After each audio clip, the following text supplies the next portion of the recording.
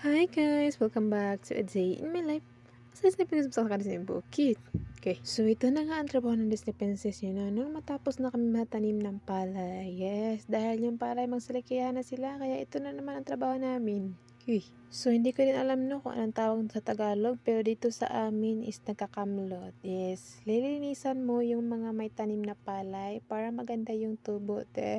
Uy.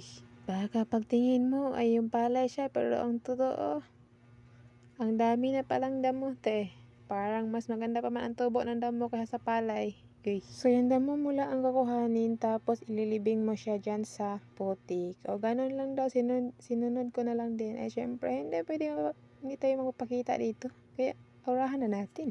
Okay. So, sa una napakahirap niyang gawin, Dahil hindi ako sanay dito. Sanay lang ako sa pagtatanim, sa pag-aani ng palay, at paghakot ng palay, at itong ano pa, Pero dito, hindi talaga ako expert. Uy. At dahil kailangan ng Disney Princess nyo na magkumita ng pera, kaya ginawa ko na kahit mahirap siya. Uy. So, ganun talaga na kahit mahirap, masataka ka na lang na bakit mo siya nagawa, Pasabi ka na lang ng thank you, Lord. Uy. So, dito ko talaga napatunayan na kapag may gusto ka, may paraan. Pero kapag ayaw, daming dahilan. Para mga scammer. Pero naniniwala ko sa kasabihan na kapag masipag kang tao, kahit anong trabaho gagawin mo, Kaya piliin mo talaga yung tao na walang arte, masipag, mabait, Parang prinsipe ko yan. So, balik tayo sa pagtatrabaho namin. So, lugi siya kapag mag-isa ka lang. Pero dahil dalawa kami, so hindi kami lugi dito, 4 na oras tapos yung isang oras tagpi 50. So, dalawa kami sa 400. O, diba? Pera na.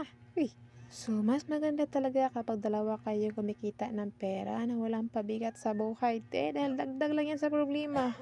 Parang may galit. So, nagsimula kami ng alas 6, tapos suminto kami ng alas 10. Yes, at dahil late kami dyan, kaya late din kami. Alas 10, mahigit. Ganyan. Tapos na kami, kaya umuwi na din kami. Tapos, tingnan nyo naman yung view namin dito, Para mang ibang bansa. Okay.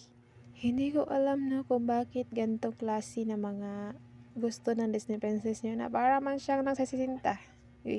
Ang babata pa niya pero parang gusto na niya ng mga ganitong klase. Ang pinakamaganda lang naman talaga sa probinsya ay may peace of mind ka, yan nakakapika, tapos yung maririnig mo ay yung mga huni lang ng mga ibon, tapos may 1 million ka. Ay grabe, ang sarap sa pakiramdam. Para mang nananalo sa loto.